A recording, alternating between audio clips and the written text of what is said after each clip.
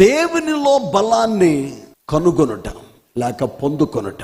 Many times, చాలాసార్లు, ಹಲವಾರು ಸಂದರ್ಭಗಳಲ್ಲಿ ನಮ್ಮಲ್ಲಿ ಬಲ ಕಡಿಮೆ ಆಗುತ್ತೆ, బలం తగ్గిపోద్ది. ఫిజికల్గా, స్పిరిచువల్గా కూడా నేను మాట్లాడుతున్నాను. 103 జ్వరం వస్తే తప్పనిసరిగా నీరసం వస్తుంది.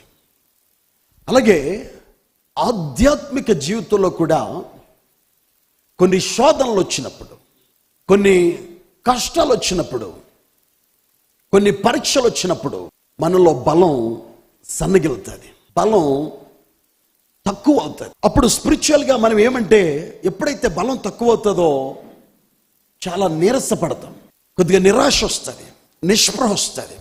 బెన్బిట్లరా, దావీదు జీవితంలో అటువంటి ఒక సందర్భాన్ని ఈరోజు దేవుని వాక్యం నుంచి మనం ధ్యానం చేసుకుందాం. ఒకచోట కీర్తనకారుడు అంటాడు, నీ వలన బలమునందువారు ధన్యులు. We are weak. ನಮ್ಮ ಬಲವು ಅನೇಕ ಸಂದರ್ಭಗಳಲ್ಲಿ ಸಾಲುವುದಿಲ್ಲ. అందుకని ఇంగ్లీష్లో ఒక కోరస్ ఉంది, when I am weak thou art always strong. Let the weak say I am strong in you. దేవుని వలన బలమును ఎలా పొందుకుంటాం? ఎంతమంది ఈరోజు దేవుని వలన బలం పొందుకోవాలని ఆశతో ఉన్నారండి? ఇప్పుడు మనిషి వచ్చి బలహీనంగా ఉన్న నా చేయిని పట్టుకున్నాడు అనుకోండి, నాకు కొద్దిగా బలం రావచ్చు, ధైర్యం రావచ్చు. ఎంతసేపు? ఆయన చెయ్యి పట్టుకున్నంతసేపే, తర్వాత మళ్ళీ నిన్ను బలహీనుడిని కావచ్చు. అయితే ధన్యులు ధన్యులు ధన్యులు అని చెప్పిన వాక్యం దేవుని వలన బలం పొందుకున్న వారు ధన్యులు అంటండి. వావ్! ఒక రోజున శాంసన్ ఒక రెడీలో వేస్తాడు. సంసోను ఒక చిక్కుముడితో కలిగినటువంటి ఒక ప్రశ్న వేస్తాడు. అదేంటో తెలుసా? బలమైన దానిలో నుండి ఏమొచ్చిందంటండి? బలమైన దానిలో నుండి తీపి వచ్చేను, తిని దానిలో నుండి ఏమొచ్చిందంట? తిండి వచ్చిందంటండి. బలమైంది ఏది చెప్పాలి? సింహము. సింహంలోంచి ఏమొచ్చిందంటండి? మాంసం వచ్చింది, రక్తం వచ్చిందంటే నమ్ముతాం, కానీ తీపి వచ్చిందంటే చచ్చిపోయిన సింహంలో తేనెటీగలు వెళ్ళి ఏం పెట్టినాయి అంటండి? తేనెటీగలు తొట్టబెట్టినాయి అంటండి. చచ్చిపోయినటువంటి సింహపు కళేబరంలోంచి తేనె దొరికింది సంసోనికి. ఆ తేనె తీసుకుని తింటా ఎక్కడికి వచ్చాడండి? ఫిలిస్తీన్ల గ్రామానికి వెళ్ళాడు, తిమ్నాతుకు వెళ్ళాడు. ఎక్కడికండి? తిమ్మప్ప అన్నారు కాక, తిమ్నాతుకు వెళ్ళాడు. అక్కడ పెళ్లి చేసుకోబోయే అమ్మాయి ఇంట్లో ఈ రిడిల్ వేశాడు, ఈ చిక్కుముడి వేశాడు. తినిదానులో నుండి తిండి వచ్చాను. సంసోను బలాఢ్యుడా కాదా? చెప్పాలి, మాట్లాడాలి. సంసోను బలాఢ్యుడేనా? చాలా బలాఢ్యుడు. కానీ ఒకరోజు ఆయన బలం ఏమైపోయిందండి? నీరు గారిపోయింది. శత్రువుల చేతిలో సంసోను బలహీనుడిగా మారిపోయాడు. శత్రువుల చేతిలో సంసోను బంధించబడ్డాడు. శత్రువులు అతని మీద పడి అతన్ని కట్టివేసి అతని కళ్ళు పెరికి వేశారు. ఇప్పుడు గానుగు తిప్పే ఒక గాడిదగా మారాడు. ఎవరో పరాక్రమశాలి, ఎవరో న్యాయాధిపతి, ఎవరో బలాఢ్యుడు, ఎవరో పచ్చి దవడ ఎముకతో ఎంతమందిని చంపాడండి? ఎంతమందిని? 1000 మందిని చంపినటువంటి బలాఢ్యుడు ఏమయ్యాడండి?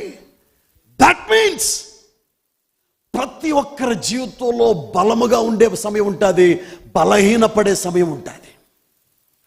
అందుకనే పౌలు అంటాడు, నేనెప్పుడు బలహీనుడనో అప్పుడే, వినబడేటట్టు చెప్పాలి, నేనెప్పుడు బలహీనుడనో అప్పుడే. ఒకసారి స్తోత్రం చెప్పండి గట్టిగా. బలంగా ఉన్న వాళ్ళందరూ స్తోత్రం చెప్పండి, బలహీనంగా ఉన్న వాళ్ళందరూ స్తోత్రం చెప్పండి, 2 లేదన్న వాళ్ళు కూడా స్తోత్రం చెప్పండి. ప్రైజ్ ది లార్డ్, హల్లెలూయా. మొదటి సమూయేలు పుస్తకం 23వ అధ్యాయము 1వ వాక్యం. తర్వాత ఫిలిష్తీయులు కెయీలా మీద యుద్ధము చేసి కళ్ళముల మీద ధాన్యమును దోచుకొనుచున్నారని దావీదునకు వినబడెను. అంతట దావీదు, నేను వెళ్ళి ఈ ఫిలిష్తీయులను హతము చేయుదునా అని యెహోవా యొద్ద విచారణ చేయగా, నీవు వెళ్ళి హతము చేసి రక్షించమని దావీదునకు సెలవిచ్చెను.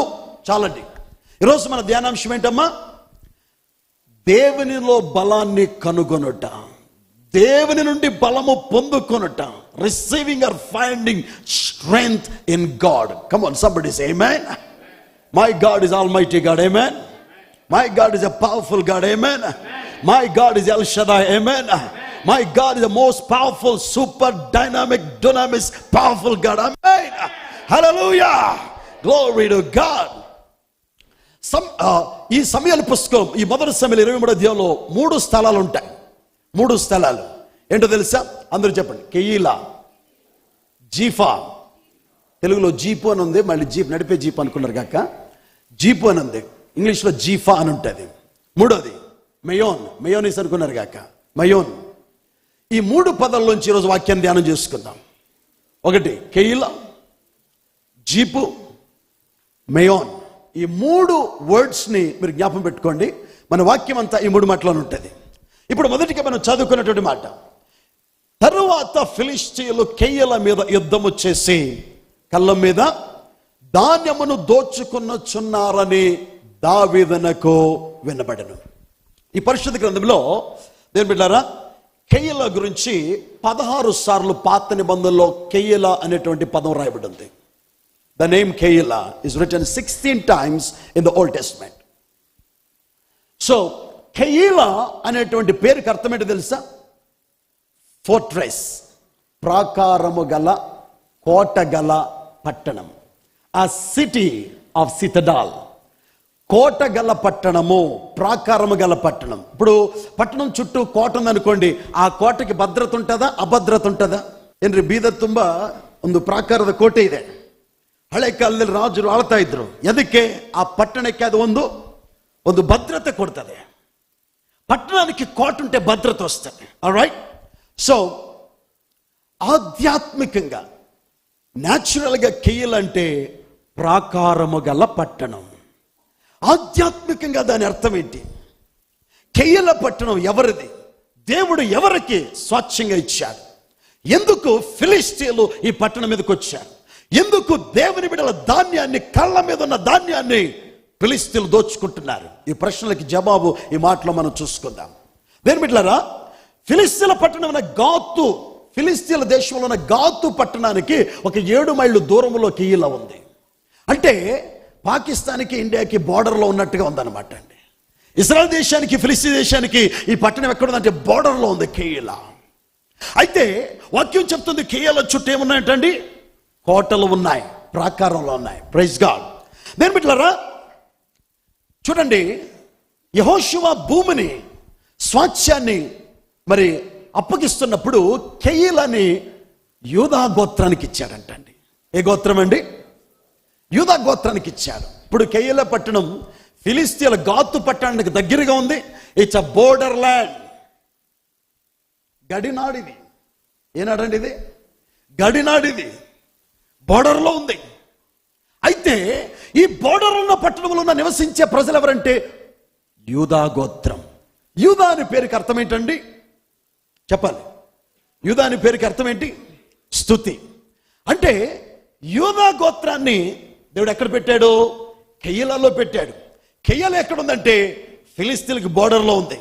ఎందుకు పెట్టాడు యూదా వారిని బోర్డర్లు అంటే, వీళ్ళు బోర్డర్లో ఉండి దేవుని స్తుతించాలి. ఏం చేయాలండి? ఏం చేయాలండి?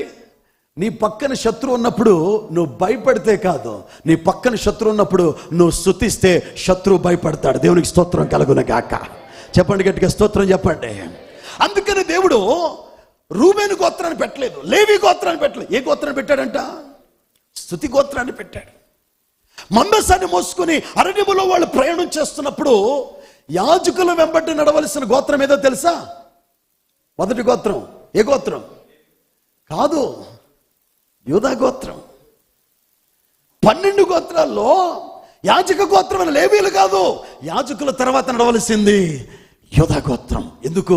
స్తుతి నీ ముందుంటే నీ ముందున్న శత్రులంతా భయపడి పారిపోతారు. స్తోత్రం కలుగును గాక. స్తోత్రం చెప్పండి. సో ఇప్పుడు దావీదు ఎక్కడున్నాడంటే కెయీలాలో ఉన్నాడు. ఎందుకు? దావీదు ఏ గోత్రం అండి? కమాన్ మాట్లాడాలి. ఏ గోత్రం అండి?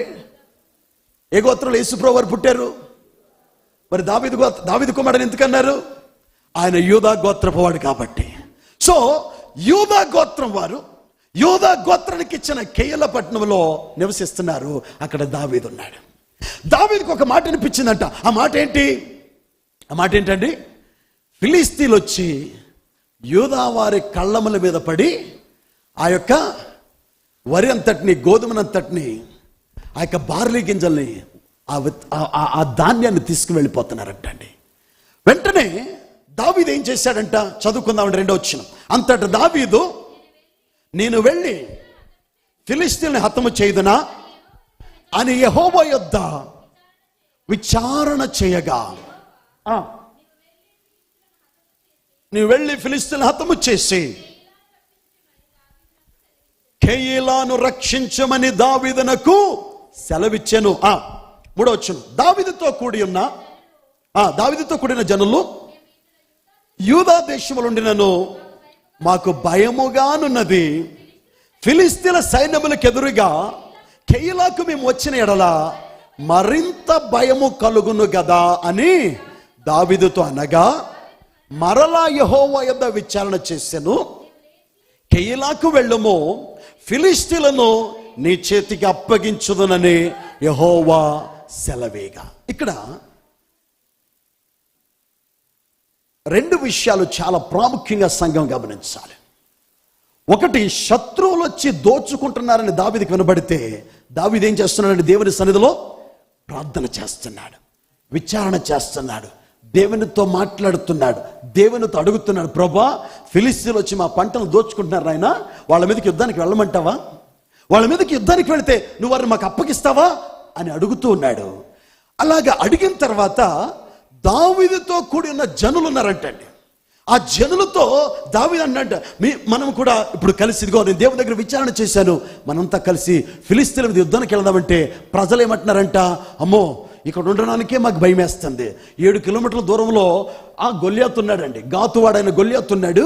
ఫిలిస్తీన్ ఇక్కడ ఉండడానికే భయపడుతుంటే నువ్వేంటే మళ్ళీ వాళ్ళ మీదకి యుద్ధం అంటావు? ఉండడానికే భయపడుతున్నావు, యుద్ధానికి వెళితే ఇంకా భయం వేస్తుంది. కెయీలాకి మేము వచ్చినట్ల మరింత భయము కలుగును కదా అని దావీదు తనగా, ఓ పక్కన గుంపు ప్రజలు ఏమంటున్నారంట, మాకు భయంగా ఉంది అంటున్నారంట అండి. ఓ పక్కన దావీదు ఏం చేస్తున్నాడు? యుద్ధానికి వెళ్ళమంటావా? ఆధ్యాత్మికంగా చెప్తున్నాను, నా మొదటి మాట, my first word, David at Keilah. ఆధ్యాత్మికంగా కెయీలా ప్రార్థనకి, అందరూ చెప్పండి, ప్రార్థనకి దేవుని వాక్కుకి సాదృశ్యంగా ఉంది. Keilah represents the word of God and the prayer. Come on somebody say amen. దేని బిడ్డలారా, శత్రువు నీ సంపదని, నీ ఆరోగ్యాన్ని, నీ కుటుంబాన్ని, నీ ఉద్యోగాన్ని, నీ వ్యాపారాన్ని, నీ కలిగిన సమస్తాన్ని, నీ బిడ్డలని, నీ బిడ్డల భవిష్యత్తుని, నీ కలిగిన సమస్తాన్ని ఓ పక్క నుంచి దోచుకుంటా ఉంటే నువ్వు దావీదులాగా దేవుని వాక్కు కొరకు దేవుని సన్నిధిలో ప్రార్థన చేస్తావా? లేక కెయీలా ప్రజల వలె భయపడి శత్రువు దోచుకుంటా ఉంటే మౌనంగా ఉంటావా? వాక్యం చెప్తుంది, నీతిమంతులు ఎలాగుంటారంటండి?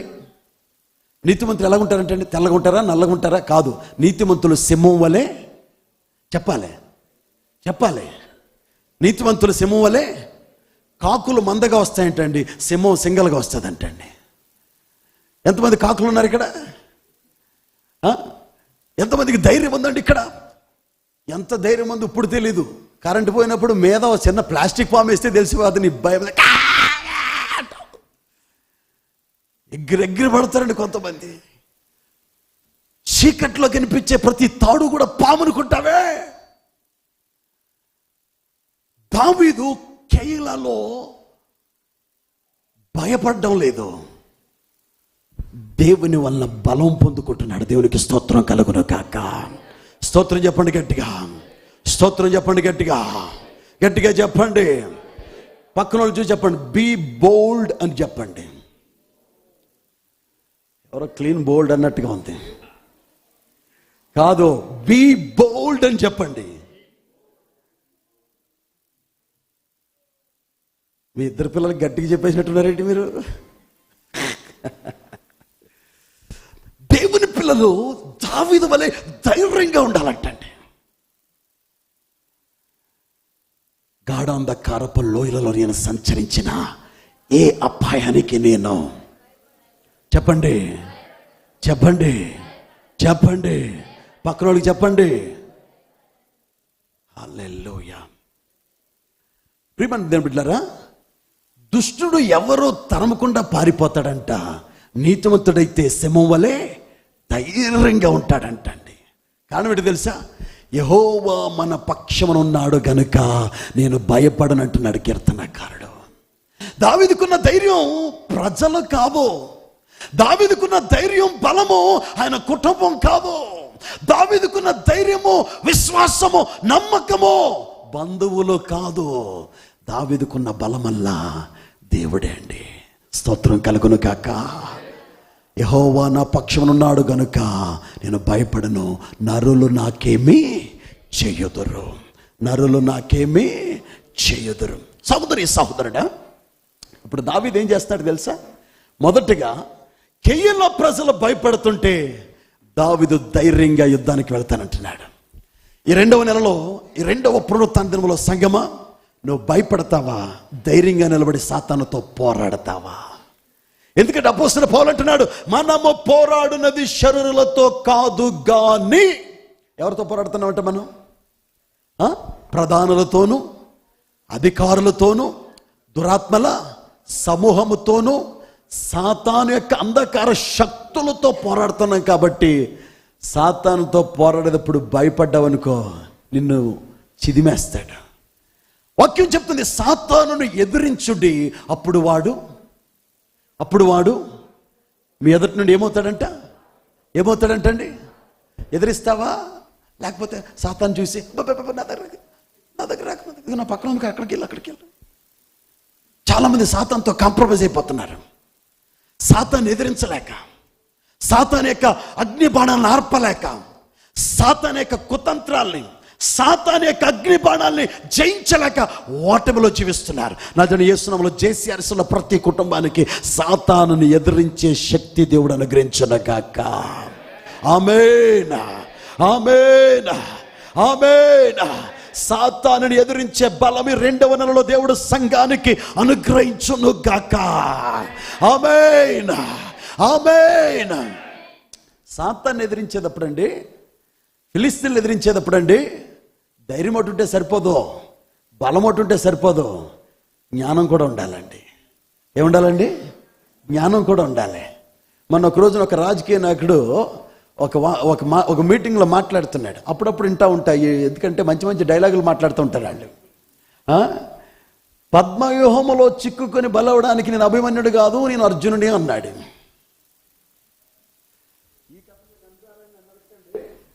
చెప్తున్నా మీకు, అభిమన్యుడికి బలం ఉంది కానీ ఏమి లేదంటండి. బయట వెళ్ళాడు, సగం చంపాడు, సగంలో చచ్చాడు. కారణం ఏంటంటే బయటపడే జ్ఞానం లేదు. చాలా మంది సాతానుతో పోరాడుతున్నారు. మొత్తం మీద మన సంఘంలో ఉన్న ప్రార్థన శక్తి ద్వారానో, ఉద్యమం ద్వారానో, ఉద్రేకం ద్వారా వెళ్ళిపోతారు. కొంతమంది వెళ్ళిపోయి కాళ్ళు చేతులు ఎరగడించిన వాడు కాళ్ళ కింద పీఠంలా మారిపోతున్నారు కొంతమంది విశ్వాసులు. ఈరోజు నజరేయుడైన యేసు నామములో నువ్వు సాతానుతో పోరాడమే కాదు, సాతానుని కాళ్ళ కింద చితకదొక్కి శీఘ్రముగా వాడు చితకదొక్కబడి నువ్వు జయకేతనం ఎగరవేయుదువుగాక, సాతానుని జయించుదువుగాక. చూడండి, చాలా బాధాకరమైన విషయం ఏంటంటే, కెయీలా ప్రజల కోసం, ఆ ప్రజలు భయపడుతున్న దావీదు, అతని దగ్గర ఉన్న 600 మంది ఆ ప్రజల పక్షంగా యుద్ధం చేస్తారండి. ఫిలిస్తీన్ల మీద యుద్ధం చేసి ఫిలిస్తీన్లు జయిస్తారు. ఫిలిస్తీన్లు ఏం చేస్తారండి? జయిస్తారు. జయం పొందుకున్న తర్వాత వాక్యం చదువుకుందారండి. ముందుకెళ్దాం. 1 సమూయేలు 23వ అధ్యాయము 7వ వాక్యం చదవండి. ఇప్పుడు 7వ వాక్యం. కెయీలాకు వచ్చిన సంగతి సౌలు విని ద్వారములను అడ్డగడులను గల పట్టణముల్లో ప్రవేశించి అందులో మూయబడి ఉన్నాడు, దేవుడు అతన్ని అప్పగించననుకొనెను.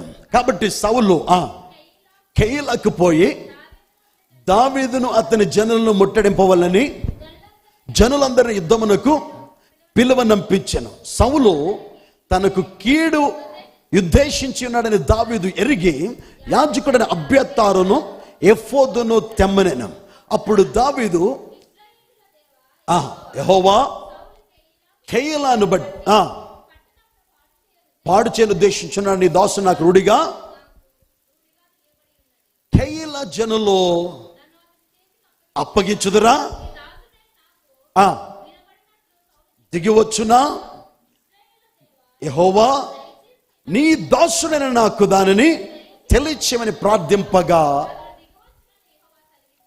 కెయీలా జనులు నన్ను నా జనులను సౌలు చేతికి అప్పగించుదరని దావీదు మరలా మనవి చేయగా అప్పగించుదరని సెలవిచ్చెను. చాలండి, చూడండి. ఇప్పుడు చాలా విషాదకరమైన బాధకరమైన సన్నివేశం ఏంటంటే, ఏ ప్రజల కోసం దావీదు కష్టపడుతున్నాడో, ప్రాణాల్ని పణంగా పెట్టి యుద్ధం చేస్తున్నాడో, ఆ ప్రజలే దావీదుకి ఇప్పుడు మోసం చేయబోతున్నారు అన్నమాట. ఆ ప్రజలే దావీదుని అప్పగించబోతున్నారు. ఆ ప్రజలే దావీదుకి వ్యతిరేకంగా పనిచేయబోతున్నారు. చూడండి, నువ్వు పెట్టిన భోజనం తింటూ, నీ కష్టార్జితాన్ని అనుభవిస్తూ, నీకే గొయ్యలు తవ్వుతున్నారు అనుకోండి, నీకే నీ వాసాలనే లెక్క పెడుతున్నారు అనుకోండి, ఎలా ఉంటుంది నీకు? ఎలా ఉంటుంది నీకు? సంతోషంగా ఉంటుందా? ఆనందంగా ఉంటుందా? దావీదు రాజు కాకముందే, ఇంకా రాజు అవ్వలేదండి, అభిషేకించబడ్డాడు, ఇంకా రాజు అవ్వలేదు. రాజు కాకముందే దావీదు తన ప్రజల్ని కాపాడుకుంటున్నాడు. సౌలు చేయవలసిన యుద్ధం ఎవరు చేస్తున్నారు? దావీదు చేస్తున్నాడు. అసలు రాజు ఎవరంటే సౌలు. ఫిలిస్తీన్ల చేతిలోంచి యూదావారైన కెయీలా ప్రజలు కాపాడవలసింది ఎవరండి? సౌలు, అతని కుమారుడైన యోనతాను, అతని సైన్యాధిపతి. కానీ సౌలు మనసంతా ఎవరి మీద ఉంది? దావీదుని చంపాలి. అంటే అతని దేశంలో ఉన్న ప్రజలు నాశనం అయిపోయినా పర్లేదు, అతని దేశము భ్రష్టు పట్టిపోయినా పర్లేదు, నా శత్రువుని చంపేవాలి. దావీదేమో సౌలు గురించి ఆలోచించడు, యోనాతాను గురించి ఆలోచించడు, నా ప్రజల్ని కాపాడాలి, నా జాతిని కాపాడాలి, దేవుడు నా గోత్రానికి ఇచ్చినటువంటి ఆ యొక్క స్వాస్థ్యాన్ని నేను కాపాడాలి.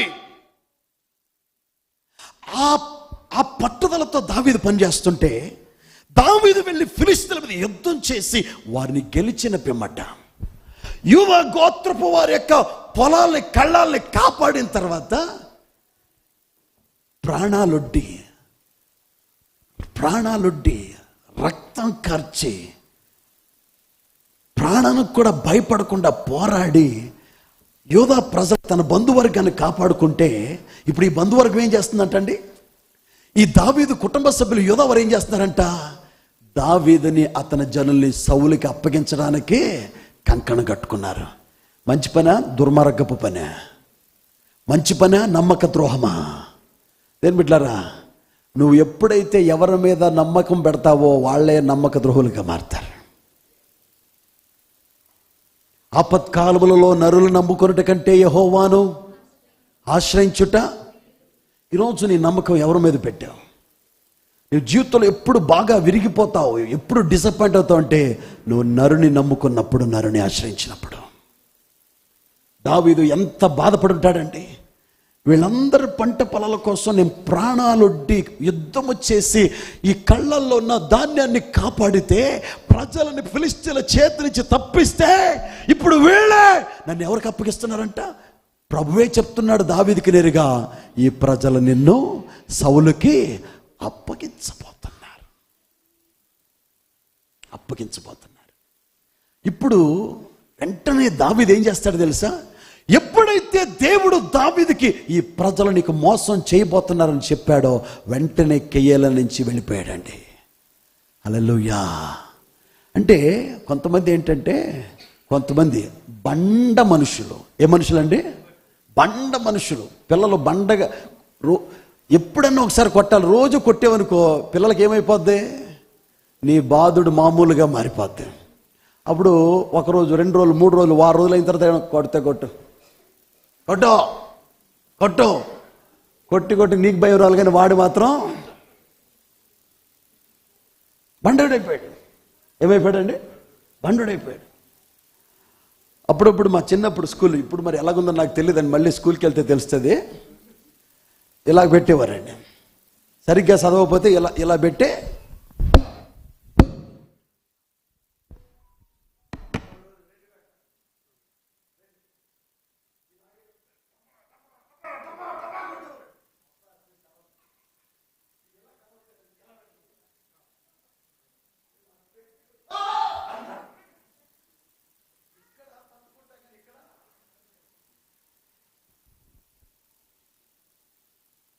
దావీదు యుద్ధం చేయడం తెలుసు, అవసరమైతే జ్ఞానంగా తప్పించుకోవడం కూడా తెలుసు అండి దావీదుకి.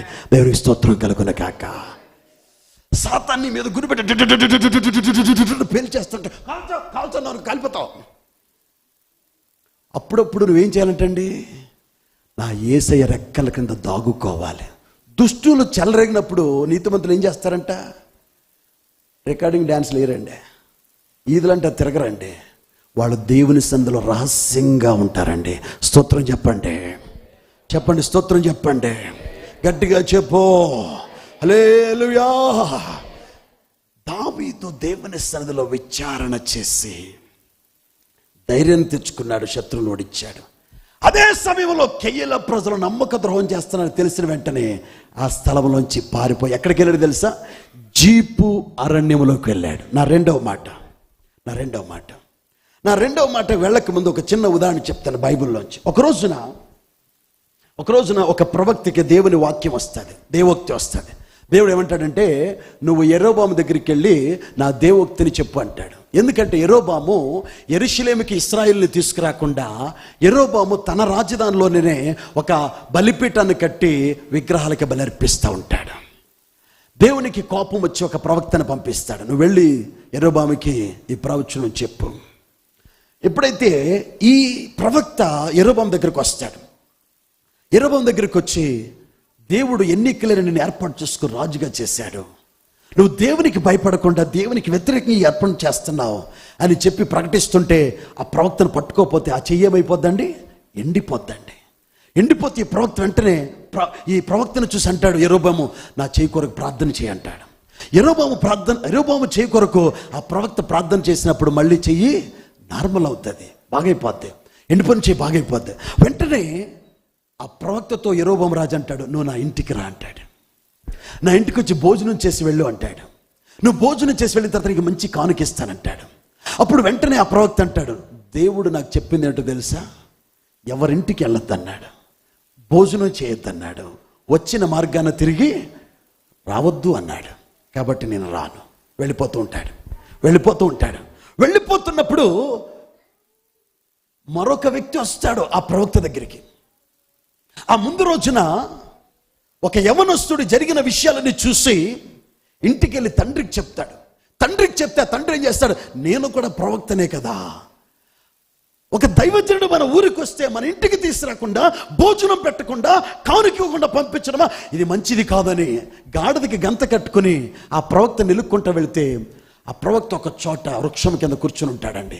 నీవేనా యెరోబాము కొరకు ప్రవచించిందంటే నేనే అంటాడు. నువ్వేనా దేవుడు ప్రవచించిన ప్రవక్త అంటే నేనే అంటాడు. అయ్యా మా ఇంటికి రా, అయ్యా మా ఇంటికి వచ్చి భోంచేసి వెళ్ళని చెప్పేసి ఆ ప్రవక్తను అడిగితే ఆయన అంటాడు, దేవుడు నాకు చెప్పింది ఏంటంటే ఎవరింటికి వెళ్ళొద్దన్నాడు, ఎక్కడ భోజనం చేయొద్దన్నాడు, వచ్చిన మార్గాన తిరిగి వెళ్ళొద్దన్నాడు. నేను రాను. లేదయ్యా, నీతో మాట్లాడిన దేవుడే రాత్రి నాతో మాట్లాడి నిన్ను ఇంటికి తీసుకురమ్మన్నాడు, అందుకని వచ్చాను అంటాడు. వెంటనే దేవుని బిడ్డలారా నమ్మేస్తాడండి ఆ ప్రవక్త. నమ్మేసి ఇతని ఇంటికి వెళ్తాడు, భోజనం చేస్తాడు, కొద్దిగా విశ్రాంతి తీసుకుంటాడు, మరుదినాన్ని తిరిగి ప్రయాణం ప్రారంభిస్తాడు. కొంత దూరం గాడిద మీదకి వచ్చేసరికి సింహం అతని మీద పడి అతన్ని చంపేస్తాడు. అతని శవం దగ్గర గాడిద ఒక పక్కన, సింహం ఒక పక్కన నిలబడి ఉంటాయండి. దేవుని యొద్ద విచారణ చేసే అనుభవం ఈ ప్రవక్త ఉన్నాడు, కానీ దేవుని చిత్తం చేయటంలో కెయీల ప్రజల వలె తప్పిపోయాడు. చాలా మంది దేవుని బిడ్డలు ఈరోజు కెయీల ప్రజల వలె ఉంటున్నారండి. నజరేయుడైన యేసు నామములో దావీదు జీవితంలోంచి కెయీలలో మనం నేర్చుకోవాల్సింది ఏంటంటే, శత్రువులైన ఫిలిష్తీయులు నీ మీద పడి దోచుకుంటున్నప్పుడు, నీ వ్యాపారాన్ని, నీ కుటుంబాన్ని, వనరుల్ని, నీ ఆరోగ్యాన్ని దోచుకుంటున్నప్పుడు నువ్వు దేవుని యొద్ద విచారణ చేయి, ప్రార్థన చేయి, ప్రభుసన్నిధిలో విజ్ఞాపన చేయి. దేవుని వలన బలము పొందుకొని శత్రువుతో పోరాడేటప్పుడు గుడ్డిగా వెళ్ళకు, దేవుడిచ్చిన ఆత్మజ్ఞానముతో పోరాడాలి. స్తోత్రం కలుగును గాక. హల్లెలూయా. రెండవ మాట, ఇప్పుడు దావీదు జీఫు అరణ్యానికి వస్తున్నాడు. David at Ziph. రండి, మొదటి సమూయేలు పుస్తకం 23వ అధ్యాయం 14వ వాక్యం చదువుకుందాం.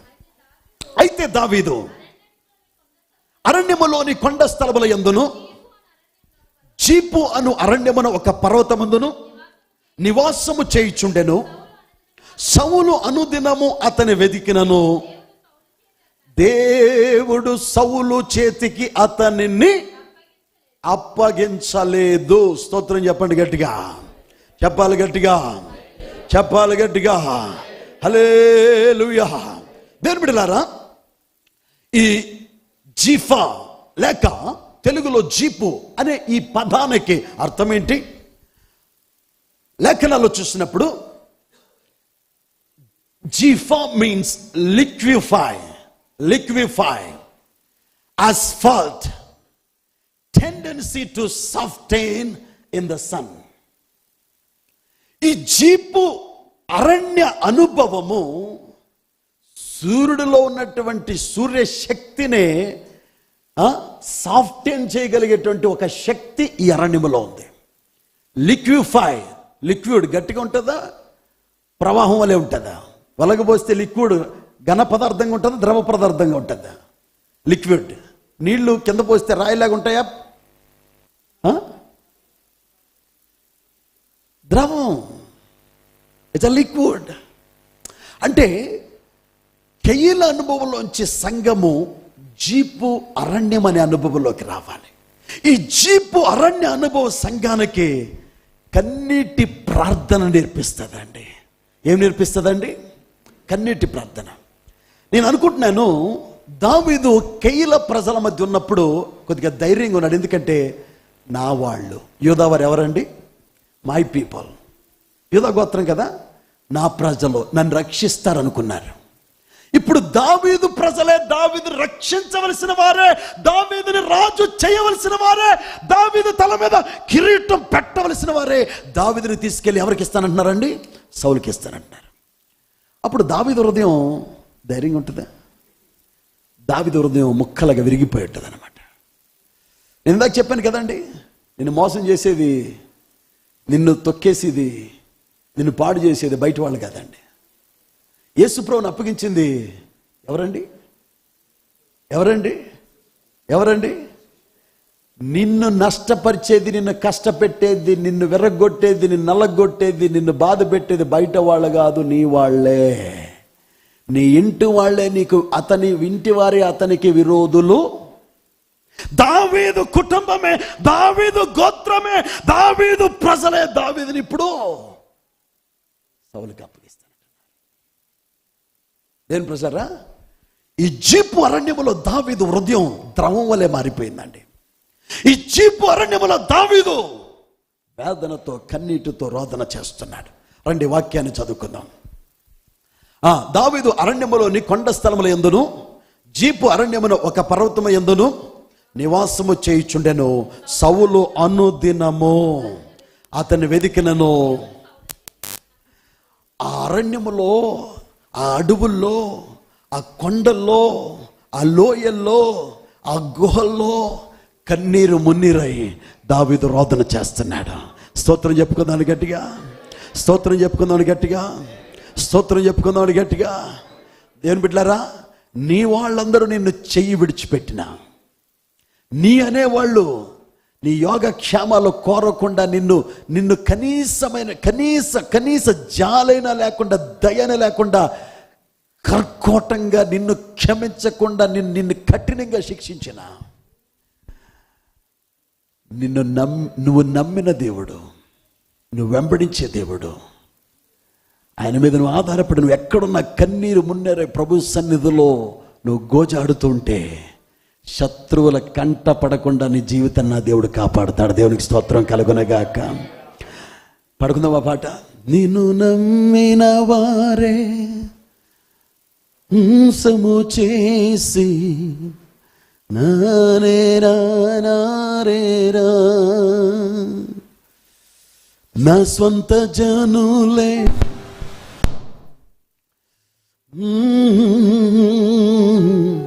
Can I have lyrics, ma'am? ఇందలే వేసిన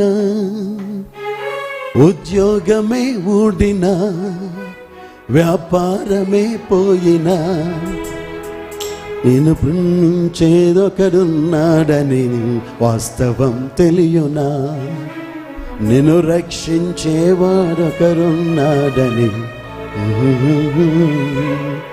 ఓ నేస్తమా ఈ శుభవార్త తెలియనా, ఓ నేస్తమా ఈ శుభవార్త తెలియనా, నిన్ను ప్రేమించేవారొకరున్నారని,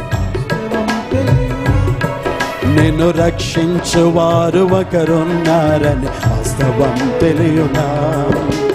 ఓ నేస్తమా ఈ శుభవార్త తెలియనా, ఓ నేస్తమా ఈ శుభవార్త తెలియనా. చప్పట్లు కొడదాం.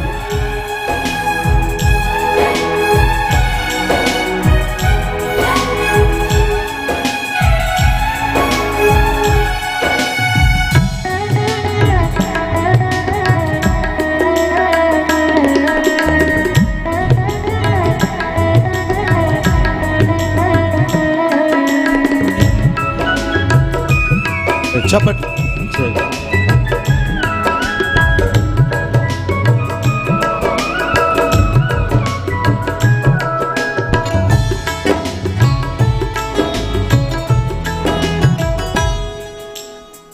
నీవు నమ్మిన వారు మోసముతోనే గుండెనే చీల్చినా,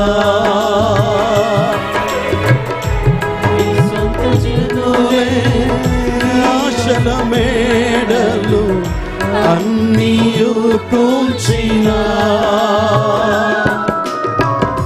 నీవు నమ్మిన వారు మోసముతోనే గుండెనే చీల్చినా, నీ సొంత జనులేని ఆశల మేడలు అన్నీయు కూల్చినా, ఊహించనివి జరిగిన అవమానము మిగిలిన, ఊహించనివి జరిగిన అవమానము మిగిలిన, నిన్ను ఓదార్చేవాడొకడున్నాడని వాస్తవం తెలియనా, నీ స్థితి మార్చువాడు యేసయ్యేనని సత్యం తెలియనా, నిన్ను ఓదార్చువాడు ఒకడున్నాడని వాస్తవం తెలియనా, నీ స్థితి మార్చువాడు యేసయ్యేనని సత్యం తెలియనా. ఓ నేస్తమా ఈ శుభవార్త తెలియనా, ఓ నేస్తమా ఈ శుభవార్త తెలియనా. నాకు అనిపిస్తుంది ఎందుకు దావీదు తన ప్రజలను విడిచిపెట్టి దూరంగా పారిపోయాడు, ఎందుకు దావీదు జీపు అరణ్యములో రోదిస్తా ఉన్నాడు, ఎందుకు దావీదు తన జాతి, తన వంశం, తన గోత్రం వారందరిని విడిచిపెట్టి జీపు అరణ్యములోకి ఎందుకు వెళ్ళాడు? మరో విధంగా ప్రశ్నించుకోవాలంటే మనల్ని మనం ప్రశ్నించుకుంటే ఎందుకు దావీదు ప్రజలే దావీదుని తీసుకెళ్లి సౌలుకి అప్పగించాలనుకుంటున్నారు? నేను బాగా ఆలోచన చేస్తే నాకు అనిపించింది దావీదు దగ్గర ఏం లేదండి, విశ్వాసం తప్పించి అభిషేకం తప్పించి దావీదు దగ్గర ఇంకా అధికారం లేదు. అందుకని ఈ కేయిల ప్రజలు దావీదు వెంట వెళ్తే మనకు వచ్చేది ఏం తెలియదు, చెప్పకూడదు తప్పించి దొరికేది ఏం లేదు. అడవుల్లో దిప్పుతాడు. సౌలు దగ్గరికి వెళితే అధికారం వస్తుంది, సౌలు దగ్గరికి వెళ్తే ఖజానాలో వచ్చి డబ్బు వస్తుంది, సౌలు దగ్గరికి వెళ్తే మనకి ఏదో ఒక లాభం వస్తుంది. కాబట్టి మనోడైనా పర్వాలేదు, వాడిని తొక్కి మనం ఏం రావాలి, పైకి రావాలి. రోజున ప్రపంచంలో ఉన్న పీతలకన్నిటికీ ఒక ఎగ్జిబిషన్ పెట్టారంటండి. వేటికండి? మా తాత బాధ తాతది, పీత బాధ పీత అన్నాడు అంటండి ఎవడో ఒక ఆయన ముసలాయన. పీతలకి ఎగ్జిబిషన్. ప్రపంచంలో అనేక దేశాలను పీతలకి తీసుకొచ్చి బాక్సుల్లో పెట్టి మూతలు పెట్టారంటండి. England crab, Finland crab, Nagaland కాదు స్కాట్లాండ్ క్రాబ్, ఇంకేలాండ్ అండి, Switzerland crab, Australia crab, Nairobi crab, అన్ని క్రాబులు పెట్టి అన్నిటికీ మూతలు పెట్టారంటండి. ఇండియన్ క్రాబ్, భారతదేశ పీతలు, ఆ పీతలకి మూతలు పెట్టలేదంటండి. ಅన్ని ಪೀತಲಕ್ಕೆ ಏನ್ ಬಿಟ್ಟರು, ಎಲ್ಲ ಹೇಡಿಗಳಿಗೆ ತಂದು, ಪ್ರಪಂಚದ ಎಲ್ಲ ಹೇಡಿಗಳನ್ನು ತಂದು ಒಂದೊಂದು ಬಾಕ್ಸ್ ಅಲ್ಲಿ ಹೆಸರು ಹಾಕಿದ್ದಾರೆ, ಆ ದೇಶದ ಹೇಡಿ, ಈ ದೇಶದ ಕೇಡಿ ಅಂತೇಳಿ. ಆದ್ರೆ ಭಾರತ ದೇಶದ ಒಂದು ಹೇಡಿಗಳಿಗೆ ಏನಾಕಿಲ್ಲ, ముచ్చులు ಹಾಕಿಲ್ಲ ಅಂತಾರೆ. ಹೇಳಿದ మూత వెళ్ళిదట్టండి. ఈ ఎగ్జిబిషన్ చూస్తాకు వచ్చే వాళ్ళందరికీ ఒకటే ప్రశ్న, అన్నిటికీ మూత వేశారు, భారతదేశం పీతలకి ఎందుకు మూత వేయలేదు? అక్కడ ఉన్నవాడు అంటాడంట, భారతదేశం పీతలకి మూతల అవసరము లేదు అన్నాడంటే. వై అంటే స్కై ఈజ్ హై అనలేదంటాడు, why I tell you wait. భారతదేశం పీతల్లో ఉన్న ప్రత్యేకత ఏంటంటే, ఒక్క పీత ఒక్కడుగు ముందేస్తే 10 పీతలు పట్టుకుని 10 అడుగులు కిందకి లాగుతాయి. కాబట్టి ఈ పీతలు బయటికి వెళ్ళే అవకాశమే లేదు.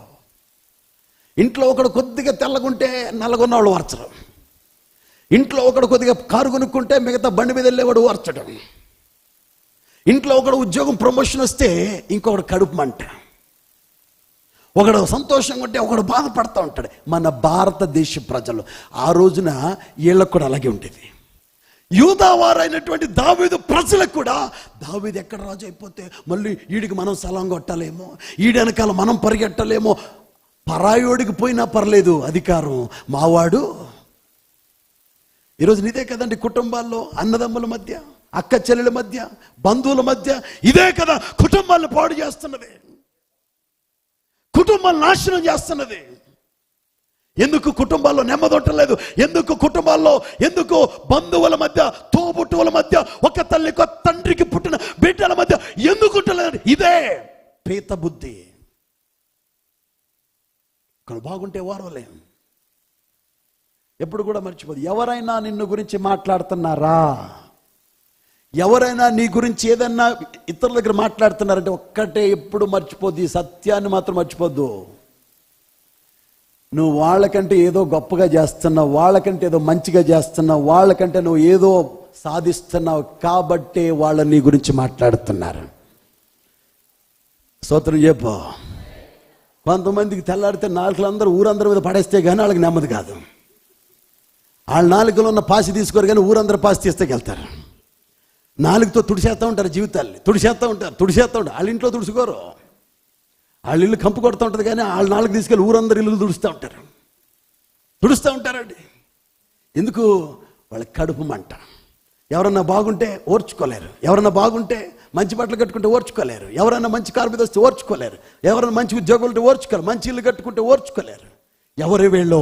కేయిలా ప్రజలు. దేవుని సంఘమా, దావీదు ప్రజలే అమ్మేసి సౌలు దగ్గర నుంచి లాభం పొందుకోవాలనుకుంటున్నారు. ఇది మంచి మనసా, చెడు మనసు అండి? ఇది మంచి గుణమా, చెడు గుణమా? నువ్వు మేలు చేయకపోతే పర్లేదు, కీడు మాత్రం తలచిపెట్టుకు ఎవరికి. స్తోత్రం చెప్దామంటే, నువ్వు మేలు చేయని అవసరం లేదు, చెయ్యకపోయినా పర్లేదు, కానీ కీడు మాత్రం ఎవరికి చెయ్యకో. స్తోత్రం చెప్పుకున్నాడు గట్టిగా. అందుకని యాకోబు అంటాడు, నా సహోదరులారా, మీ విశ్వాసమునకు కలుగు పరీక్ష ఓర్పును పుట్టించునని ఎరిగి మీరు నానా విధములైన శోధనలో పడినప్పుడు అది మహదానందమును ఎంచుకొని మీరు సంపూర్ణులను అనునాంగులను ఏ విషయములోనూ కొదవలేని వారై ఉండునట్లు ఓర్పు తన క్రియను కొనసాగింపనియుడి. అందరూ చెప్దామండి, ఓర్పు. కొద్దిగా గట్టిగా చెప్పండి అమ్మా. ఏంటది? ఓర్పు తన క్రియను కొనసాగింపనీయుడి. పడ్డవాడు ఎప్పుడు చెడ్డవాడు కాదంటండి. పడ్డవాడు ఎప్పుడు చెడ్డపోడు అంట. గొప్పు తగిలితే కానీ నొప్పి ఏంటో చాలామందికి తెలీదు. దావీదు చాలా నష్టపోయాడు. దావీదు అంత పరిస్థితుల్లో కూడా తన జీవితంలో ఓర్పు, తన క్రియను కొనసాగించేటట్టు దేవుని సన్నిధిలో కన్నీళ్లతో మొరపెట్టుకుంటున్నాడు. ప్రియమైన దేవుని ప్రజలారా, ఉదయకాల సమయంలో, ఈ మధ్యాహ్న కాల సమయంలో గమనించండి. దావీదు ప్రార్థన చేస్తుంటే జీపు అరణ్యములో దేవుడు చేసిన పని ఏంటో తెలుసా? జీపు అరణ్యములో దేవుడు ఒక అద్భుత కార్యాన్ని చేశాడు. ఆ మాటను మనం చూసుకుందాం.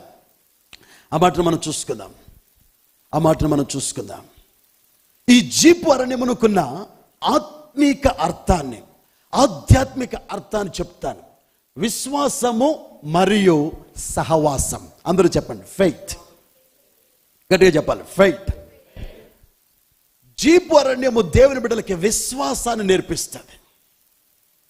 చాలా వేడిగా ఉంది ఈరోజు. నేను సూట్ వేసుకున్నందుక లేకపోతే మీరు ఏసీ పెట్టనందుక నాకు అర్థం. ఇక్కడ పని చేస్తుందో ఇది ఎక్కడ పోతుందో తెలియట్లేదు.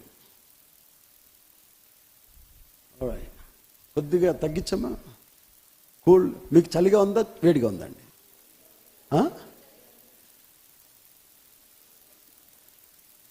మీ బ్రీడ్ వేరు, మీ విత్తనం వేరు. నాకు ఉడుకు పెడుతుందండి.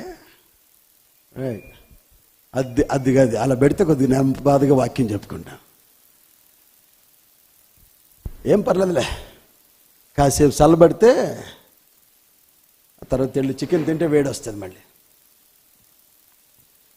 ఏం అలా ముడిసిపోతున్నారు రత్న గారు? పక్కనే గ్లోరమ్మ గారు ఉంటే ఎందుకు ముడిసిపోతున్నారు అలాగా?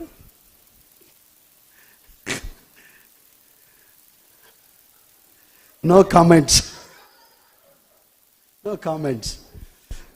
పర్సనల్గా చెప్తాను. ఒకసారి గట్టిగా హల్లెలూయా, ఆమేన్. అందరూ చెప్పండి, ఫెయిత్. అటు కాదు కానీ ఎందుకో నాకు చాలా వేడిగా ఉందండి. ఇందులో గ్యాస్ తక్కువైపోయింది, ఎందుకు తెలియట్లేదు. జీపు అరణ్యము సంఘానికి విశ్వాసము మరియు సహవాసం యొక్క ప్రాముఖ్యతను బోధిస్తుంది. We will learn faith and fellowship at the place called Jifa. దేవుని బిడ్డలారా, దావీదు యొక్క విశ్వాసం ఏంటంటే, నా వాళ్ళు నాకు శత్రులుగా మారారు, అయితే my faith tells me that my enemy will become my friend because I have a faith in God. నేను మళ్ళీ ఇంకో మాట చెప్తాను, తెలుగులో చెప్తాను. నీ వాళ్ళు నీకు శత్రువులుగా మారారనుకో, దేవుడు నీకు శత్రువులుగా ఉన్నవారిని నీకు స్నేహితులుగా మారుస్తాడు. ఒక పెద్ద ఆయన చెప్పాడు, the best thing to do with your enemies make friendship. The best thing to do with your enemies make friendship. ఇప్పుడు కేయలా ప్రజలు దావీదుకి శత్రువులుగా మారితే, అసలైన దావీదు శత్రువు ఎవరంటే సౌలు అండి. సౌలు కుమారుడు ఎవరంటే యోనాతాను. ఇప్పుడు యోనాతాను దావీదు ఎక్కడున్నాడో నిలుక్కుంటూ జీపు అరణ్యానికి వస్తాడు.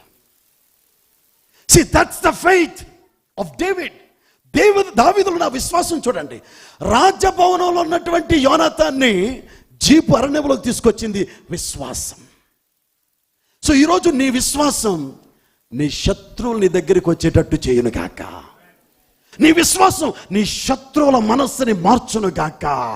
నీ విశ్వాసం ఈరోజు నిన్ను దోచుకుంటున్న, నీ మీద దాడి చేస్తున్న శత్రువుల్ని నీకు సహాయకులుగా మార్చును గాక.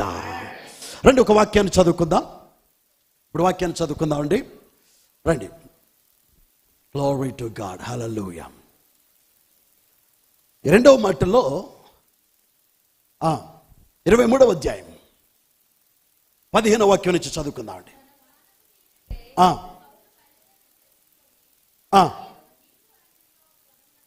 దిగను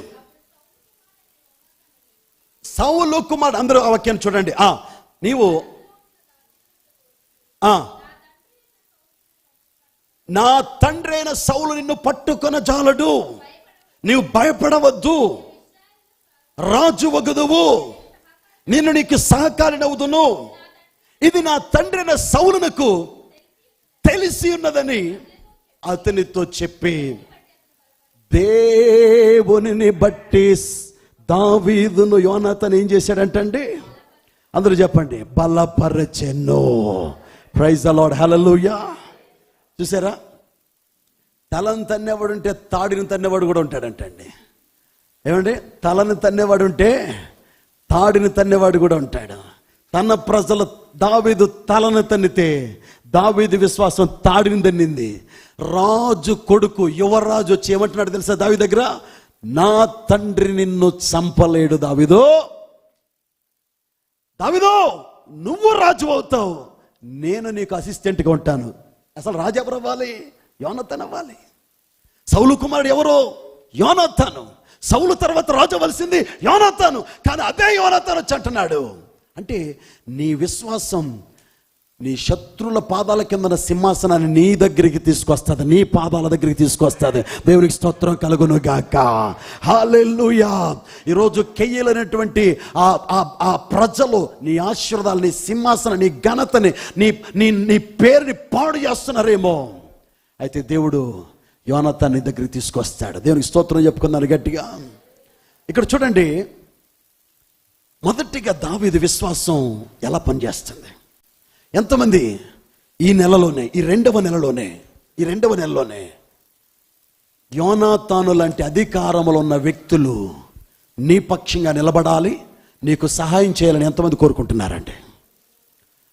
ఆమేన్ చెప్పండి. అలనే కాదు, నిలబడాలని కోరుకున్నందరూ ఆమేన్ చెప్పండి. అంటే నీకు దేవుడి సంవత్సరం ఏర్పాటు చేసిన స్థానం, ఆ సింహాసనం, ఆ అత్యున్నతమైనటువంటి ఆశీర్వాదం రాకుండా నీ ప్రజలు అడ్డుపడుతున్నారంట. అయితే దేవుడు అంటున్నాడు, నీ ప్రజలు నీకు అడ్డుపడినా నీ శత్రువుతో నేను మాట్లాడి వాళ్ళని నీకు సహకారులుగా మారుస్తాను. వాళ్ళు నిన్ను సింహాసనం ఎక్కించుదురుగాక, వాళ్ళని ఉన్నతమైన స్థాయికి తీసుకొద్దురుగాక. నీ వాళ్ళ వైపు చూసి చూసి చూసి నువ్వు కృంగిపోయావేమో, సోలిపోయావేమో, నీవు నష్టపోయావేమో, భయపడిపోయావేమో, నిరాశపడిపోయావేమో, నిష్ప్రలోకి వెళ్ళిపోయామో. శత్రువుల్ని దేవుడు తీసుకొని, శత్రువులను వాడుకొని, శత్రువుల ద్వారా దేవుడు నిన్ను హెచ్చించబోతున్నాడు. ఏం బిడ్డలారా, that's the faith that David had to see that impossible miracle.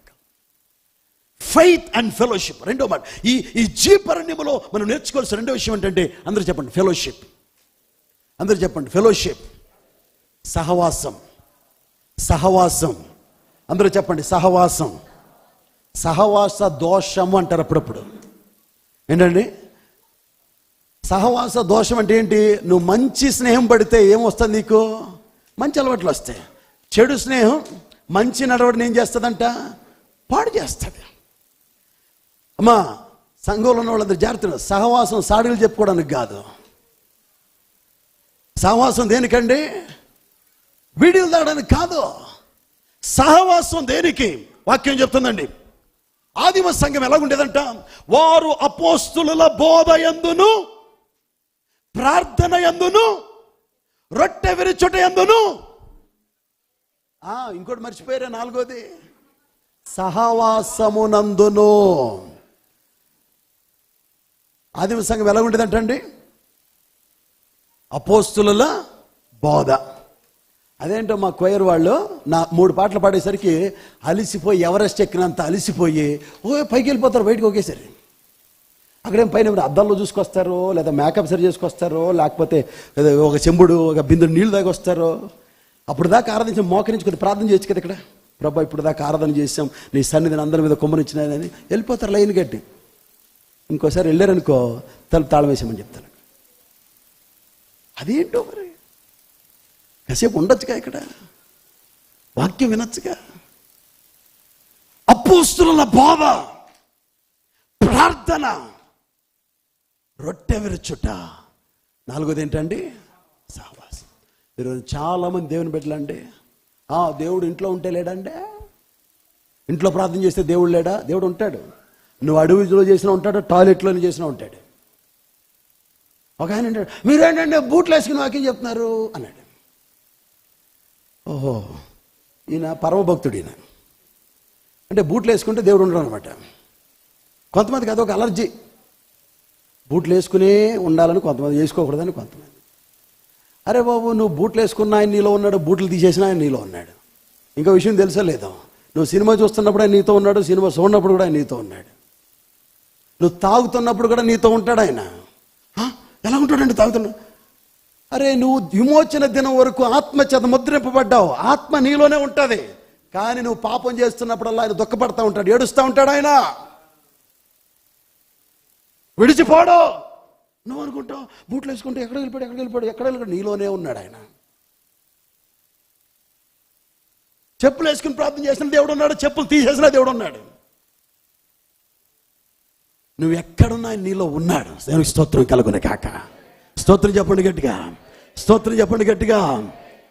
అయితే నువ్వు ఎక్కడున్నా దేవుడు ఉన్నాడని చెప్పేసి నాకు సంఘం అవసరం లేదు, కాపురం అవసరం లేదు, ఒక సహవాసం అవసరం అనుకున్నావు అనుకో,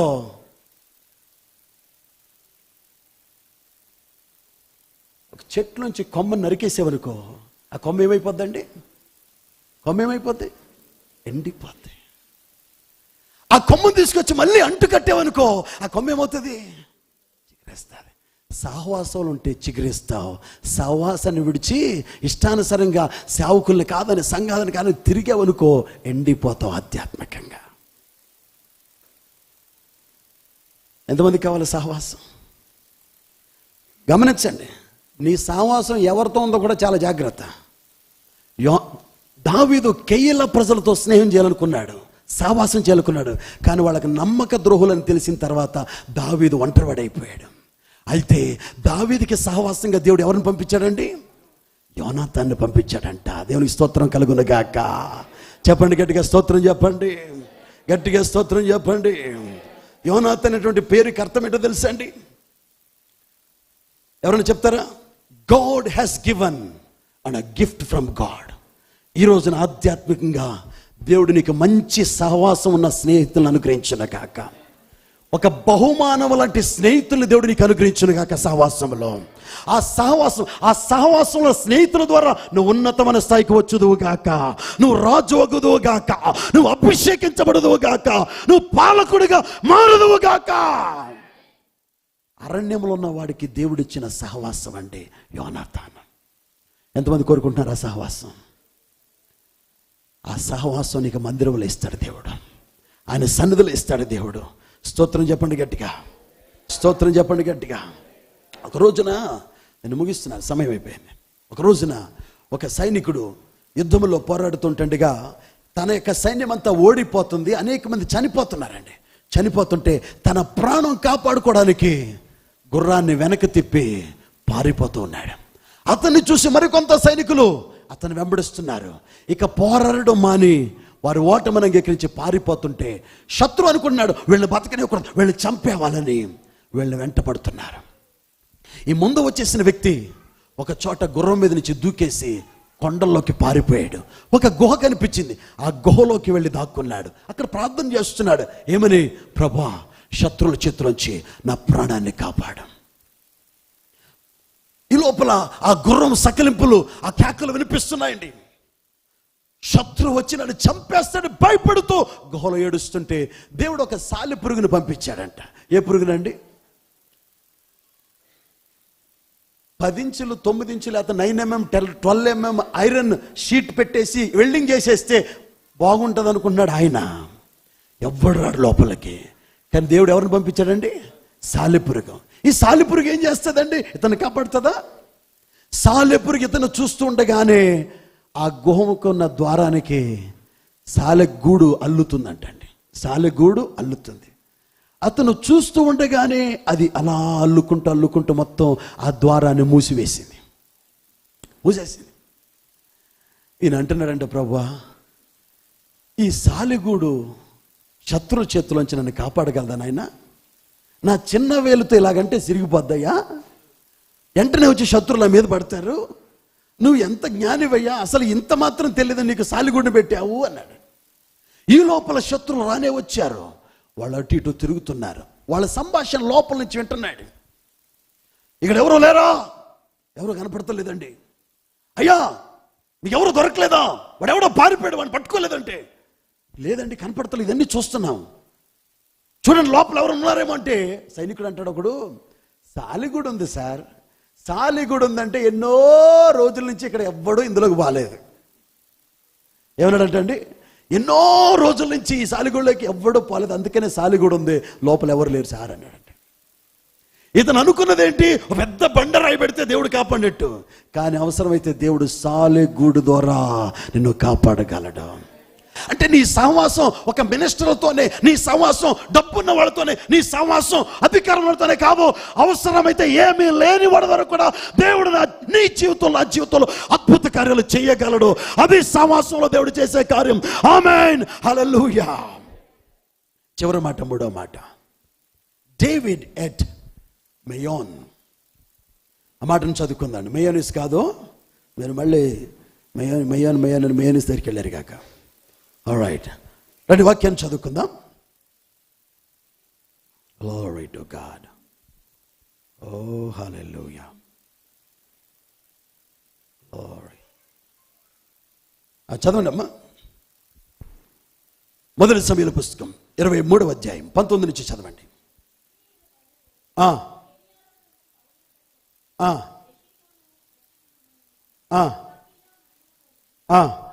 కొండ స్థలమునందు మా మధ్య దావీదు దాగియున్నాడే, రాజా నీ మనోభీష్టమంతటి చొప్పున దిగిరమ్ము, రాజువైన నీ చేతికి అతనిని అప్పగించుట మా పని అని చెప్పగా సౌలు వారితో ఇట్లనెను, మీరు నా యందు కనికరపడినందుకై మీకు యెహోవా ఆశీర్వాదము కలుగునుగాక. మీరు పోయి అతడు ఉండు స్థలము ఏదైనది అతనిని చూచినవాడు ఎవడైనది నిశ్చయముగా తెలుసుకొనుడి. అతడు బహుయుక్తిగా ప్రవర్తించుచున్నాడని నాకు వినబడెను గనుక మీరు బహు జాగ్రత్తగా నుండి అతడుండు మరుగు తావులను కనిపెట్టి ఉన్న సంగతి అంతా నాకు తెలియచేయుటకై మరలా నా యొద్దకు తప్పక రండి. అప్పుడు నేను మీతో కూడా వత్తును. అతడు దేశములో ఎక్కడ నుండినను యూదా వారందరిలో నేను అతనిని వెదకి పట్టుకొందును. దేని బిడ్డలారా, తెలుగులో ఏమనుందంటే ఎషిమోనుకు అని ఉంది. ఎషిమోను, ఇంగ్లీష్లో మెయోన్ అని ఉంది. ఈ ఎషిమోను అనేటువంటి పేరుకి అర్థమేంటో తెలుసా? Abode of God, tabernacle or a temple of God. Keilah నుంచి జీపు అరణ్యం నుంచి ఇప్పుడు దావీదు ఎక్కడికి వచ్చాడు సార్? దేవుని మందిరానికి వచ్చాడు. దేవునికి స్తోత్రం కలుగునుగాక. ఎషిమోను అంటే దేవుని మందిరము లేక దేవుని సన్నిధి. ఇక్కడ వాక్యాలు మనం చూసినప్పుడు చూడండి, కెయిలా ప్రజలే కాదు, రెండవదిగా ఈ జీపు అరణ్యములో ఉన్నటువంటి ఆ గిబియోనులో ఉన్నటువంటి ప్రజలు కూడా సౌలు దగ్గరికి వచ్చి దావీదు మా దగ్గర ఉన్నాడని చెప్పాడంటే, అంటే దావీదు ఎక్కడికి వెళ్ళినా ఆయన్ని పాడు చేయాలన్న వాళ్ళే, ఆయన తొక్కేయాలన్న వాళ్ళే, ఆయన అప్పగించాలన్న వాళ్ళే, కానీ ఆయన్ని కాపాడాలన్న వాళ్ళు ఒక్కళ్ళు లేరు. No one is there. యూదా వారు కెయిలలో తన సొంత ప్రజలకి చేశారు. ఇక్కడ గిబియాలో ఉన్న సౌలు వద్దకు బయలుదేరి ఈ జీపు అరణ్యంలో ఉన్న ప్రజలు కూడా దావీదును మోసం చేశారండి. చూసారా? అంటే అప్పుడప్పుడు అనిపిస్తుంది, ప్రభా నా ప్రజల దగ్గర ఉంటే నెమ్మదిగా ఉండనివ్వట్లేదు అనిపిస్తుంది. వాళ్ళు వదిలేసి ఎక్కడో దూరంగా ఉన్న జీపరణ్యంలోకి వెళ్తే ఆ దూరపు ప్రజలు కూడా దావీదును విడిచిపెట్టలేదు. అప్పుడప్పుడు విశ్వాస జీవితం అనిపిస్తుంది, ఎందుకు ప్రజలు నన్ను అర్థం చేసుకోవడం లేదు, ఎందుకు ప్రజలు నిర్నిమిత్తముగా నా మీద నిందలు వేస్తున్నారు, ఎందుకు కనీస కనికరం కూడా చూపెట్టలేదు, ఎందుకు వాళ్ళకి దయ కూడా లేదని అనిపిస్తూ ఉంటుంది. That is what is happening in David's life. హేరోదు వలె సౌలు అంటున్నాడు, జీపరణ్యములో దావీదు ఉన్నాడా? అతను చాలా తెలివిగా ప్రవర్తిస్తున్నాడు, అతను ఎక్కడున్నాడో తెలుసుకోండి, తెలుసుకుని మీరు వచ్చి నాకు చెప్తే నేను కూడా వచ్చి అతన్ని పట్టుకుంటానంటున్నాడు. హేరోదు చెప్పినట్టుగా చెప్తున్నాడండి సౌలు, హేరోదు చెప్పినట్టుగా చెప్తున్నాడు. దేని బిడ్డలారా, అయితే వాక్యములు మనం చూసినప్పుడు రండి, 1 పేతురు పుస్తకం 5వ అధ్యాయం 8వ వాక్యాన్ని చదువుకుందాం. నిబ్బరమైన బుద్ధి గలవారై మెలకువగా ఉండుడి. ఆ, మీ విరోధి అయిన అపవాది గర్జించు సింహము వలె ఎవరిని మింగుదునా అని వెదకుచున్నాడు.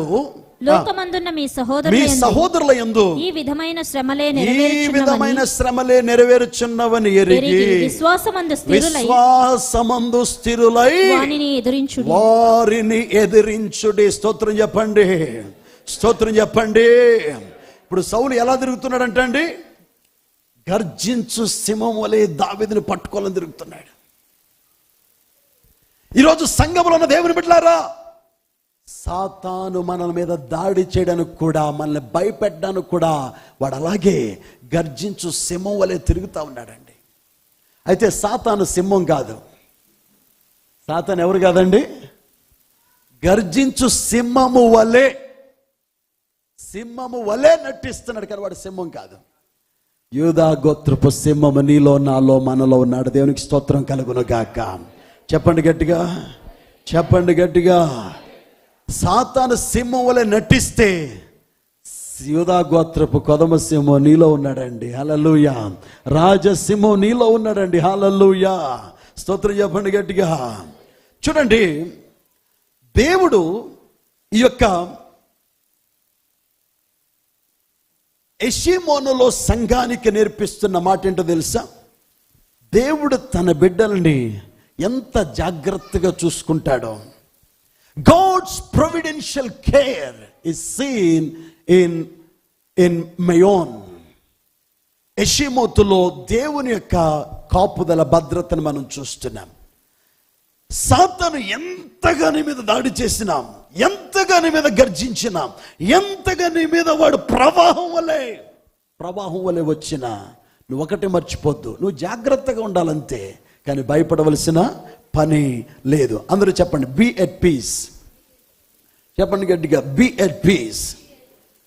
God is in control. చెప్పండి, గాడ్ ఈజ్ ఇన్ కంట్రోల్. పక్కన వాళ్ళతో చెప్పండి, బీ ఎట్ పీస్. చెప్పండి, చెప్పండి, బీ ఎట్ పీస్. సమాధానంగా ఉండాలంటే ఎందుకు? సమస్తము ఆయన చూసుకుంటాడంటండి. స్తోత్రం చెబుతామండి.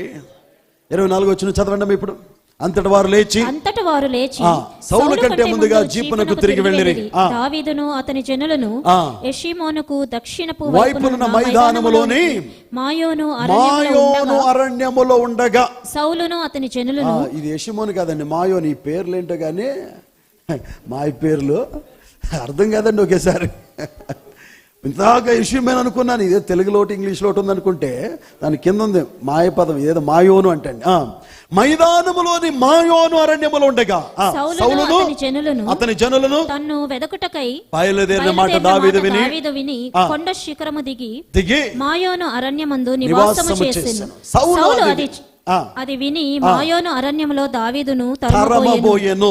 అయితే సౌలు పర్వతము ఈ తట్టునను దావీదును అతని జనులను పర్వతము ఆ తట్టునను పోవుచుండగా దావీదు సౌలు దగ్గర నుండి తప్పించుకొని పోవలనని త్వరపడుచుండెను. సౌలును అతని జనులను దావీదును అతని జనులను పట్టుకొనవలెనని వారిని చుట్టుకొనుచుండిరి. ఇట్లుండగా దూత ఒకడు సౌలునొద్దకు వచ్చి, నీవు త్వరగా రమ్ము, ఫిలిష్తీయులు దండెత్తి వచ్చి దేశంలో చొరబడి ఉన్నారని చెప్పగా సౌలు దావీదును తరుముట మాని వెనుకకు తిరిగి ఫిలిష్తీయులను ఎదుర్కొనపోయెను. కాబట్టి సెలహమ్మో లెకోతు అని సలమలేకలాగుంది ఏందండి, సెలహమ్మో లెకోతు అని ఆ స్థలమునకు పేరు పెట్టబడింది. తరువాత దావీదు అక్కడ నుండి పోయి ఏన్గేదికి వచ్చి కొండ స్థలములలో నివాసము చేయుచుండెను. స్తోత్రం చెప్పుకుందాం గట్టిగా. దేని బిడ్డలారా, చూసారా? జీపు ప్రజలు మళ్ళీ సౌలు దగ్గర నుంచి వారు ఉన్న ప్రాంతాలకు వచ్చి దావీదు ఎక్కడున్నాడో చూసి సౌలుకి చెప్పారండి. చెప్తే ఇప్పుడు సౌలు అతని ప్రజలు కూడా, అతని సైన్యం కూడా దావీదుని పట్టుకోవడానికి వచ్చేసారు. దావీదేమో ఈ కొండలో ఉన్నాడంటండి, సౌలు అతని సైన్యము ఆ కొండలో ఉన్నారు. ఈ వాక్యాన్ని చదువుతుంటే మనకి ఏం జ్ఞాపకం వస్తుందో తెలుసా? ఇశ్రాయేలీలు వెనుక ఫరో సైన్యము, ముందు ఎర్ర సముద్రం. చాలాసార్లు ఆధ్యాత్మిక జీవితంలో ఈ అనుభవాలు మనకు ఎదురవుతూ ఉంటాయి.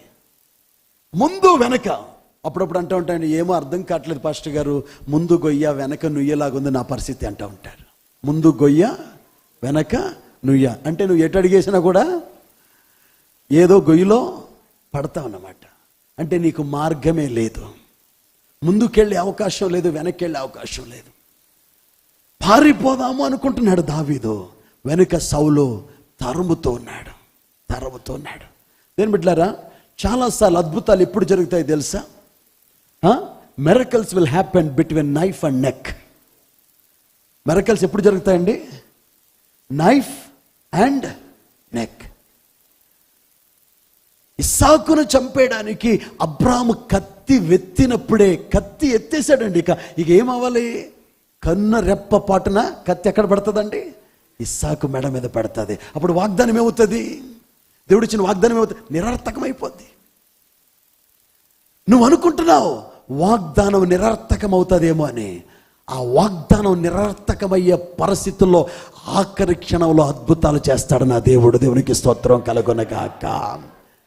అద్భుతము కత్తికి మెడకి మధ్యలో జరుగుతుంది అంటే.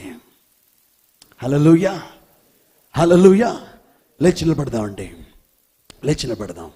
దేని బిడ్డలారా, ఈ మధ్యాహ్న కాల సమయంలో ఒకవేళ నిన్ను సౌలు గర్జించు సింహలే తరుముతున్నాడేమో నీ జీవితాన్ని. సౌలు ఎంతగా దావీదు కక్ష కట్టాడంటే ఒక్క బల్లెపు పోటుతో దావీదుని చంపేయాలని ప్రయత్నం చేశాడు ఎన్నోసార్లు. ఎంత ఈర్ష్య, ఎంత పగ, ఎంత అసూయ చూడండి. దేవుని సంగమా, కేయిల ప్రజలు మోసం చేశారు, జీపు అరణ్యములో ఉన్న ప్రజలు మోసం చేశారు. కానీ దావీదు ఎక్కడికి వెళ్ళాడంట అండి? ప్రజల మధ్యలో కాదు, మెయోను అనేటువంటి దేవుని మందిరానికి వచ్చాడంట అండి. మెయోను అంటే అర్థం ఏంటండి? The temple of God, the house of God. అంటే నువ్వు ప్రజల వైపు చూసినంత సేపు వాళ్ళ నిన్ను మోసం చేస్తానే ఉంటారు, నిన్ను అప్పగిస్తానే ఉంటారు, నిన్ను తొక్కేస్తానే ఉంటారు. కానీ నువ్వు దేవుని సన్నిధికి వచ్చి సహవాసములో దేవుని సంఘముతో కలిసి ప్రార్థన చేస్తే నీ శత్రువుల్ని కూడా వెనక్కి మళ్ళించగలడు దేవుడు. స్తోత్రం కలుగునగాక. చూడండి, ఎప్పుడైతే సౌలు దగ్గరకు వచ్చేసి దావీదును చూసి తరుముతున్నాడో వెంటనే ఏం జరిగిందంటండి? దేవుడు ఫిలిస్తీన్లు పంపాడంట దేశంలోకి. ఇప్పుడు సౌలు యొక్క అధికారులు చెప్తున్నారు, అయ్యా నువ్వు దావీదుని తరిమింది చాలు నాయనా, దేశం మీదకి మళ్ళీ ఫిలిస్తీన్లు వచ్చారు, నువ్వు వెనక్కి రా. ఈ నెలలో ఎంతమంది ఈ వార్తలు, నిన్ను తరుముతున్న వారిని దేవుడు తరిమే వారిని పంపించి వెనక్కి మళ్ళించును కాక. ఆమేన్, ఆమేన్. నిన్ను తరిమి నిన్ను నాశనం చేసి నిన్ను పాడు చేయాలని కంకణం కట్టుకుని కాలుకి బలపం కట్టుకుని తిరుగుతున్న వారికి శత్రువుల చేత భయం పుట్టించును కాక. స్తోత్రం చెప్పుకుందామండి. నువ్వు చేయవలసిందల్లా ఒక్కటే, మెయోను అనేటువంటి మందిరం అనుభవంలోకి రావాలి. సంఘం ఎక్కడికి రావాలంటండి? కెయిలాలో కాదు, జీపులో కాదు, మెయోను అనేటువంటి మందిరం. నా దేవుని సన్నిధి ఉండే స్థలం. నా దేవుని సన్నిధిలో ఉంటే శత్రువు నిన్ను ఏమీ చేయలేడు.